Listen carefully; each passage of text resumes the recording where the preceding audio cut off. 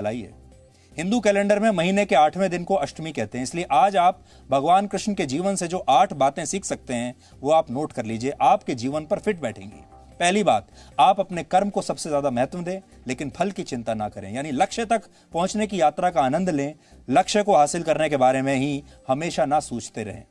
दूसरी बात, जीवन में जो भी घटित होता है उसका कोई ना कोई कारण जरूर होता है, जो होता है अच्छे के लिए होता है, इसलिए हर बात पर उदास होने की बजाय हर घटना को स्वीकार करना सीखिए, बुरे अनुभवों को पीछे भुलाना सीखिए। तीसरी बात, श्री कृष्ण भगवान थे, इसलिए वो जानते थे कि भविष्य में क्या होने वाला है, क्योंकि वो तो भगवान थे।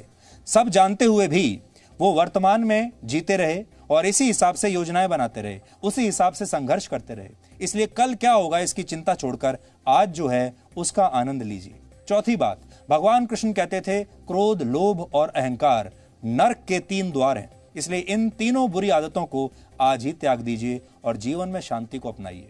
पांचवी बात, श्री कृष्ण ने जीवन भर त्याग किया, क्योंकि त्याग के बिना कुछ भी हासिल नहीं होता, इसलिए जीवन में आगे बढ़ने के लिए अपने आराम, पैसे, समय और सुरक्षा के भाव का त्याग करने के लिए हमेशा तैयार रहिए। छठी बात, भगवान कृष्ण द्वारका के राजा थे, बहुत बड़े कुशल योद्धा थे, उनके पास सब कुछ था, लेकिन वो विनम्र बने रहते थे और हमेशा दूसरों को खुशियां देने की कोशिश करते थे।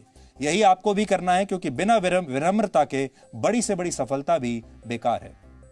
सातवीं बात, श्री कृष्ण भगवान होते हुए भी महाभारत के युद्ध में अर्जुन के सारथी बने। वो सिखाते हैं कि कोई भी काम छोटा या बड़ा नहीं होता और आपको अपने काम से हमेशा प्रेम करना चाहिए। आठवीं और आखिरी बात, आज के दौर में अच्छे और सच्चे मित्र बहुत कम लोगों को मिलते हैं। अगर आपके पास ऐसे मित्र हैं तो उन्हें श्री कृष्ण की तरह सहेज कर रखें और इसके बदले में हमेशा ऐसे मित्रों के काम आते रहें। श्री कृष्ण भगवान होते हुए भी एक आध्यात्मिक गुरु की भूमिका में थे। जब